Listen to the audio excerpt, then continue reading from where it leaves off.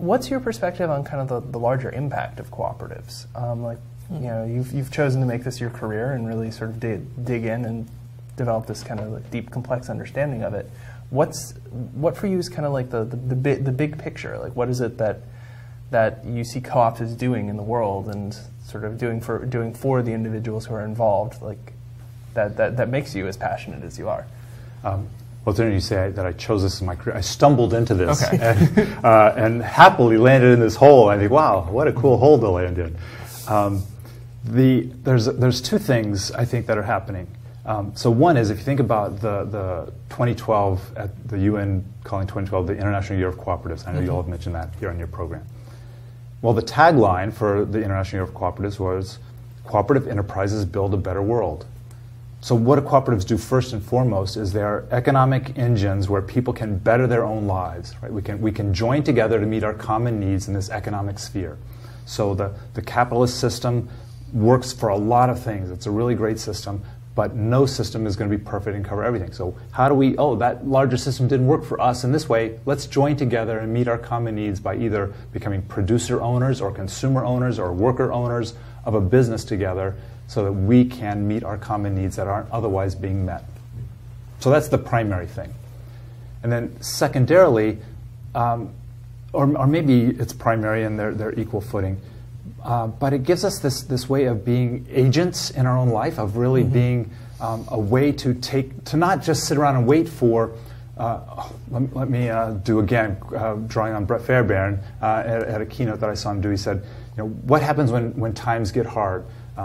That first people, I can't even quote him exactly, but the first thing you do is you wait for things to get better, and then they don't get better. And the second thing you do is you look for the government to help you out, right?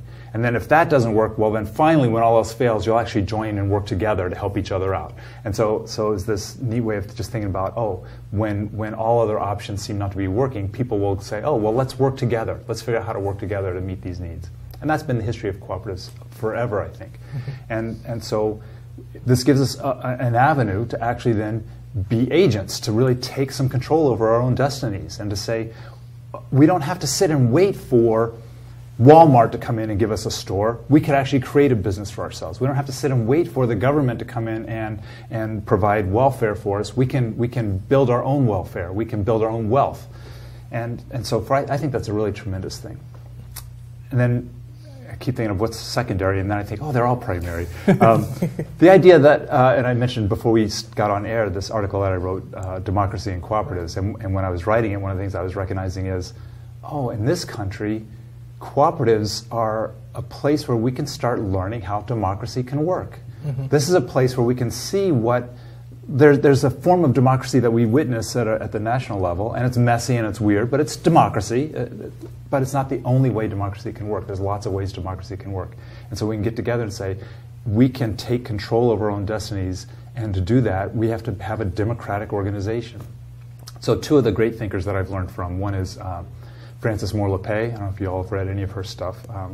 Very, very smart, wise person who, back in the early 70s, inspired a lot of the development of the food co-ops during that era, where she said, she wrote the book Diet for a Small Planet. And so a lot of folks were reading this book, and it really talked about how people eat and where food comes from. And a few years ago, she wrote a book called Democracy's Edge. And in the foreword to that book, she said, back in the 70s, when I wrote Diet for a Small Planet, I asked the question, why are people hungry?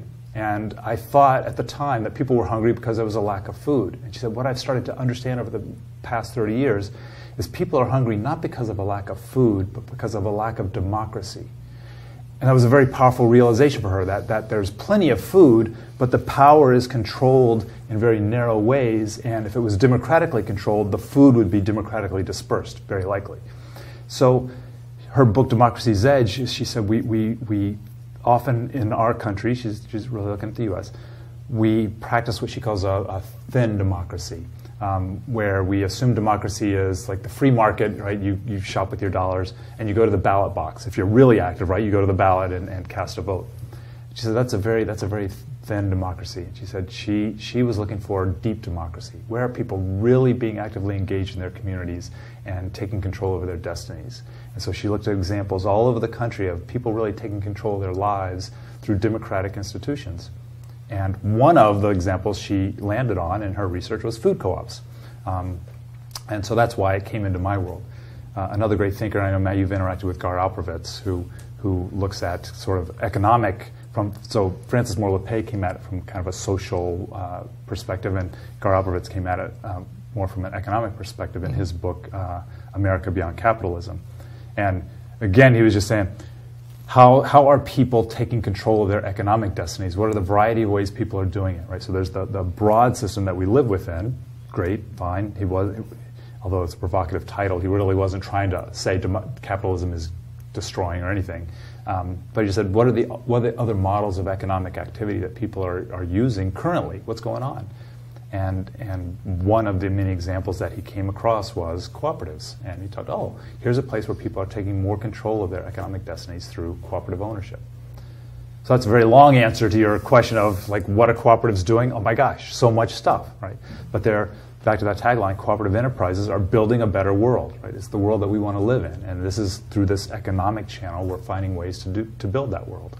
And so rather than waiting for the world that we want to live in, people are building it, right? And that's, I just think that's so cool.